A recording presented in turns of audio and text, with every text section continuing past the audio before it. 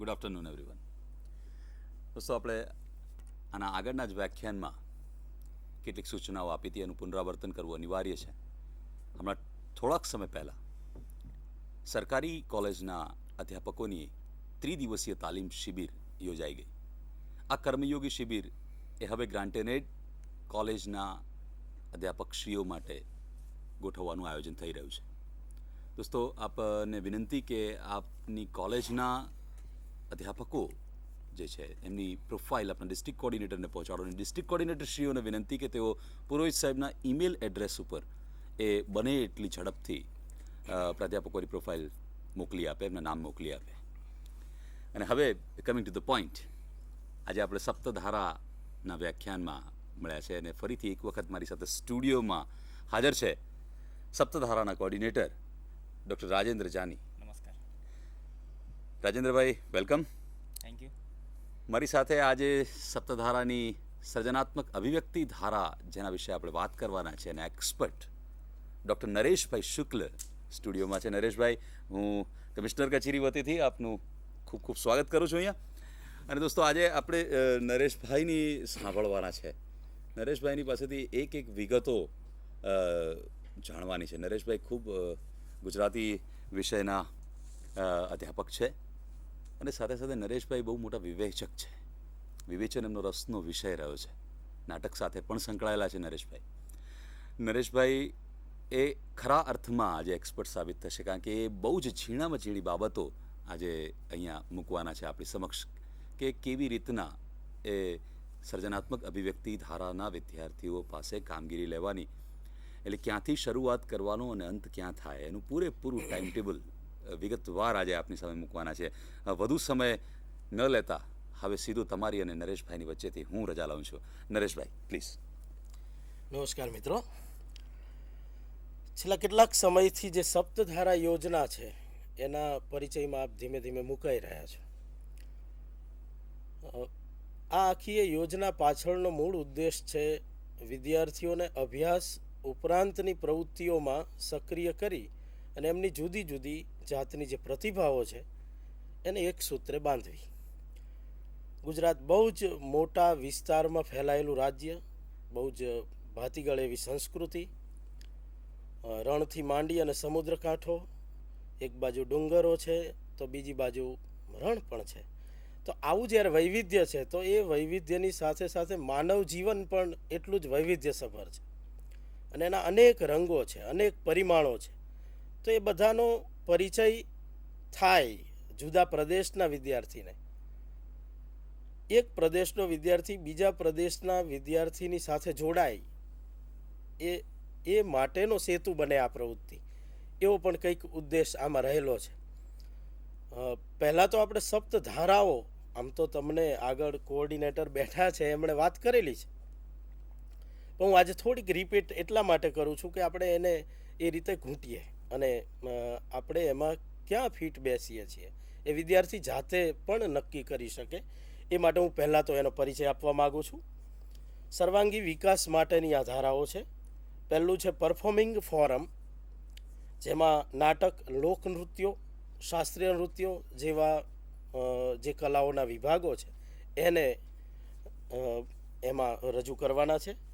બીજું છે sports and fitness club. એમાં આપણી જે રાષ્ટ્રીય રમતો છે, જાણીતી રમતો છે, એ સિવાય દેશી રમતોને પણ આપણે ભૂલીએ નહીં.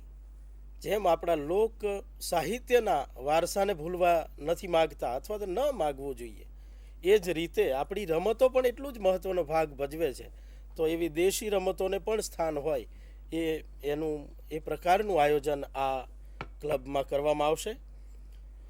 ક્રિએટિવ રાઇટિંગ ક્લબ, જેની આજે આપણે વાત વિગતે કરવાના છીએ એટલે એને પછી રાખું છું. કોમ્યુનિટી સર્વિસીસ ફોર્સ, એમાં NSS અને NCCની પ્રવૃત્તિઓ અત્યારે ચાલી રહી છે, તો એને અનુષંગિક પ્રવૃત્તિઓને આપણે આ ફોરમમાં જોવાના છીએ. એ પછી છે મ્યુઝિક સોસાયટી, જેમાં ગીત અને સંગીત કેન્દ્રમાં રહેશે, શાસ્ત્રીય અને લોક આ બંને પ્રકારનું. ફાઇન આર્ટ ક્લબ, જેમાં ચિત્ર, પોસ્ટર મેકિંગ, કોલાજ અને અન્ય જે કલાઓ છે જેમાં રંગ અને રેખા કેન્દ્રમાં છે એવી કલાઓ પર ત્યાં ભાર મૂકવાનો છે. આ સિવાય છે જ્ઞાનવર્ધક સભા, નોલેજ સોસાયટી. તો આ રીતે 7 ધારાઓમાં વહેંચીને આપણે વિદ્યાર્થીના સર્વાંગી વિકાસને, જરૂરી નથી કે દરેક વિદ્યાર્થીને દરેક પ્રવૃત્તિઓમાં રસ પડે, શક્ય નથી એવું, પણ મોટા ભાગના વિદ્યાર્થીઓ આ 7 ધારાઓમાંથી કોઈક એક ધારામાં પણ જો રસ લેતા થાય તો એને કોલેજમાં તો વધુ ઇન્વોલ્વમેન્ટની ભાવ જન્મશે જ, એને વધારે રસ પડશે પ્રવૃત્તિમાં. એ ઉપરાંત એ પણ થવાનું કે એ ભવિષ્યમાં જ્યારે એ એના વ્યસ્ત જીવનમાં ગોઠવાવાનો છે ત્યારે એને હળવાશ માટે પણ આ પ્રવૃત્તિ મદદરૂપ થવાની છે. હવે મારી વાત પર આવું છું. ક્રિએટિવ રાઇટિંગ ક્લબ એ આપણો આજનો વિષય છે અને એમાં લેખન અને અનુવાદ એના પર આપણે વધારે વિગતે વાત કરવાના છીએ. હવે પહેલો તો પ્રશ્ન એ થાય કે આ અભિવ્યક્તિ આપણે જે કરવા માગીએ છીએ, લખે શા માટે માણસ? ઓફિસ પ્રોસિજર હોય કે જીવનમાં પત્ર વ્યવહાર કરીએ છીએ કે એ સિવાયનું કંઈ પણ લખીએ છીએ, એ તો આપણે એના ઉદ્દેશ સ્પષ્ટ છે. પણ એ સિવાય જીવનમાં ઘણું બધું એવું હોય છે કે જે આપણે લખતા હોઈએ છીએ, જેનો સીધો દેખાય એવો ઉદ્દેશ કોઈ ના હોય, અને છતાં પણ એમાં રુચિ ધરાવીએ છીએ. શક્ય છે બધા ના કરી શકે, પણ લખતા હોય એને વાંચવામાં રસ ધરાવનારાનો વર્ગ તો બહુ મોટો છે. આપણે ત્યાં પ્રાચીન કાળથી જ 2 પ્રકારની શક્તિઓને સ્વીકારવામાં આવી છે. કાર્યત્રી, જે લખવાની શક્તિ છે એ, અને બીજી ભાવ્યત્રી શક્તિ, તો ભાવન કરવાની જે શક્તિ છે, વાંચવાની જે શક્તિ, એને પણ એક શક્તિનો દરજ્જો આપ્યો છે. અને એનું કારણ એ છે કે એ પણ સમાજ જીવન માટે એટલી જ જરૂરી છે. માનવના વિકાસમાં આ પ્રવૃત્તિએ બહુ મોટો ફાળો આપ્યો છે. એને જો ન્યૂન કરી નાખીએ, એને જો કાઢી નાખીએ તો કદાચ આજે જે વિકાસ સાધી શક્યા છીએ એ ના હોત. કારણ કે લખવાની પ્રવૃત્તિ એ માનવ ચિત્તને અણજાણ્યા પ્રદેશમાં લઈ જાય છે. જાણીતા એના અનુભવોને, એણે જે જીવનમાં જોયું છે, એને જે સત્ય લાવ્યું છે, એને જે કલ્પનાઓ કરી છે, આ બધાને આલેખવા મથે છે. આવું કેમ મથે છે? એનો જવાબ જોઈએ તો માનવને જે એ જાતને અભિવ્યક્ત કરવાની માનવ સહજ પ્રવૃત્તિ છે. આ આદિકાળથી ચાલે છે. મેં ગઈકાલે પણ આનો સહેજ ઉલ્લેખ કરેલો કે આદિ માનવ કોલસાથી ચિત્ર દોરવા મથ્યો હશે. આદિ માનવે જ્યારે પેલા ચામડું સૂકવું હોય અને એના ઉપર વરસાદ પડતો હોય અને એનો જે નાદ સાંભળ્યો અને એ સંગીત તરફ ગયો, તો આ બધાને સાંભળતી વખતે એને જે ચિત્તે આનંદ અનુભવ્યો છે, એને જીવનમાં ઘણી બધી બાબતો એવી બની છે કે જ્યારે એને ખૂબ આનંદ મળે છે. અને એ આનંદમાં આમ સીધું જ દેખાય એવું કોઈ લાભ નથી. એવી પ્રવૃત્તિઓ એ જીવન દરમિયાન કરે છે. આ માનવને ગમે છે, અથવા તો આ માનવનો અનુભવ છે. અને એ અનુભવને એણે વહેંચવા માટે થઈ અને કેટલીક પ્રયુક્તિઓ શોધી કાઢી. એને આપણે કલાઓથી ઓળખીએ છીએ. અને એમાંની એક મોટી કલા સાબિત થઈ. ભલે લેખન કલા તો બહુ પાછળથી, માનવ આદિ અવસ્થા છોડી અને સિવિલિયન થયો એ ગાળો ખાસો લાંબો છે. તો એમાં આવતા સુધીમાં પહેલાં તો ઓરલ ટ્રેડિશન ખાસો ટાઈમ ચાલે છે.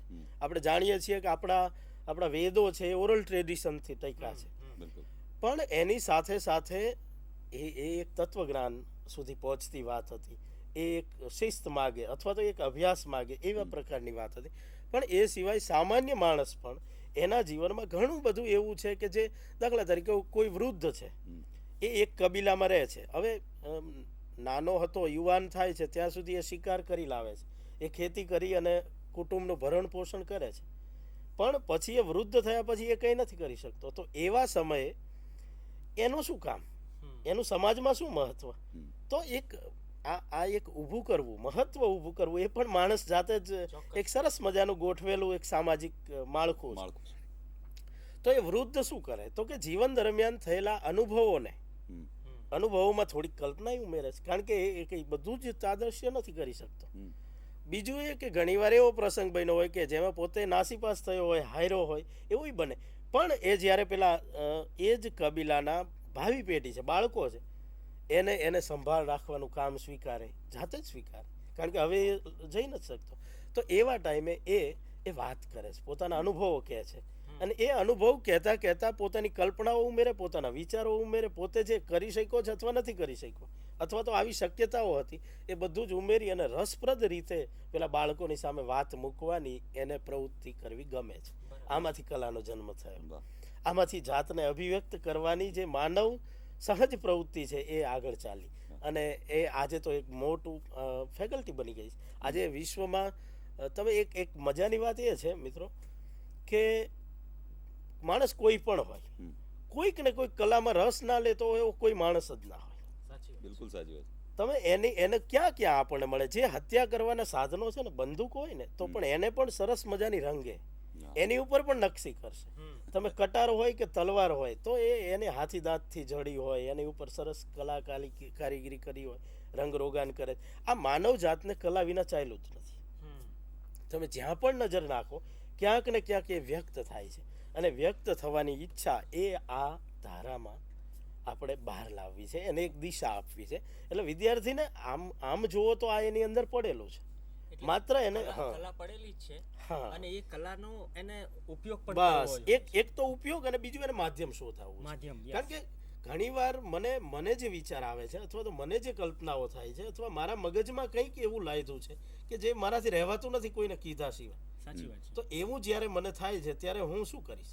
તો કે કાં તો હું રંગ અને રેખાઓમાં એને વ્યક્ત કરીશ. કમલભાઈ જેવા હશે તો એ એક જ વ્યક્તિ હોવા છતાં એ જીવન દરમિયાન કેટલા બધા રોલ ભજવશે. આજે અભિનેતાઓને આપણે જોઈએ છીએ તો એ કેટલા બધા રોલ, કેટલું બધું વૈવિધ્ય એમના જીવનમાં અનુભવવા મળે. તો એ આખરે માત્ર એ ફિલ્મની જરૂરિયાત નથી, એ પેલા કલાકારની નીડ પણ છે, એની પણ એટલી જ. અને ખરા અર્થમાં જીવનની ગઈકાલે જરૂરિયાત. કમલભાઈએ જ આ વાત જરાક જુદી સરસ રીતે મૂકી. એમણે પણ એ એમણે કરી કીધું છે. કે અમે જ્યારે નાટ્ય પ્રવૃત્તિની તાલીમ લેવા જતા હા. ત્યારે રેલવે સ્ટેશન હા, પર પણ નિરીક્ષણ જતા અને કરતા. નિરીક્ષણ કરતા. હા, એ જ- એટલે એ જ. ઓબ્ઝર્વેશન જે છે એ એ બહુ- સર્જનાત્મક અભિવ્યક્તિમાં ખૂબ જ ઉપયોગી બહુ પુરવાર જ થાય જરૂરી છે. અને આ એટલે ઓબ્ઝર્વેશન આમ જનરલી ચાલે છે. કોઈ પણ માણસ એવો ના હોય કે જે, Observe પણ ના વાત કરતો. એ છે સાચી વાત કે છે. એને સભાનતાથી કેળવ. એક્ઝેક્ટલી. કલાકાર હોય છે દરેક, આવું મારું માનવું છે. કોઈક ને કોઈક રીતનો કલાકાર હોય છે, માત્ર અભિવ્યક્ત શરમના કારણે ના કરે, એને અવકાશ ના મળ્યો હોય એના કારણે ના કરે. જીવન એક રંગમંચ હા, ગણાયું છે રંગમંચ ત્યારે. એટલે જ કીધું છે. અને એ રીતે જોવા જાઓ તો દરેક માણસ જે નથી વ્યક્ત કરતો એ પણ કોઈક રીતે તે છેવટે કોઈ હાથ રીતે વ્યક્ત હલાવીને કરતો પણ સીટી વગાડીને પણ તમે સવારના પહોરમાં કોઈ દૂધ વાળો પેલો ભાઈઓ જતો હોય, હા. એ જોજો સરસ મજાની સીટી વગાડતો જતો હશે પોતાની મસ્તીમાં. એ શું કરે છે?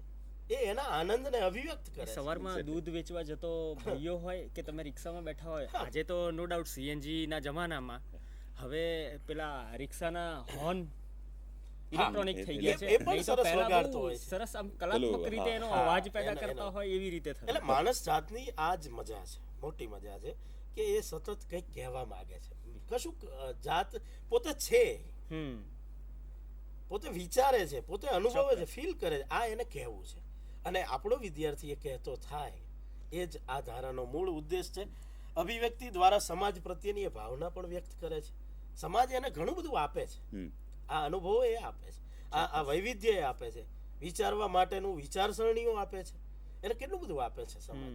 તો એ સમાજ પ્રત્યેનું એક જાણે અજાણે ઋણ સ્વીકારે છે. અને કલા દ્વારા જોજો તમે, કલાકારો કંઈક ઘણીવાર ગેરસમજ થવાથી એવું લાગે કે કોઈ કલાકારે હોબાળો કર્યો હોય છે એની કૃતિ દ્વારા, એવું લાગતું હોય છે. પણ તમે જો એની માનસિકતાને જો તપાસીએ તો આપણને ખ્યાલ આવશે કે એ કશુંક થોડાક જુદા રસ્તાથી, કલાનો દુનિયા છે ને એ બંકિમ છે. જરા હટકે કંઈક કરવા હા, કલાની દુનિયા બંકિમ એ શબ્દ બહુ સરસ છે કે કૃષ્ણ ભગવાન જો સીધા ઊભા હોય પગને વાળ્યા વિના, હાથમાં વાંસળી લઈને, તમને નહીં સારા લાગે. એ એક પગ વાળે છે, એનો જે બોડીનો લય છે ને એ જ તમને ગમે છે.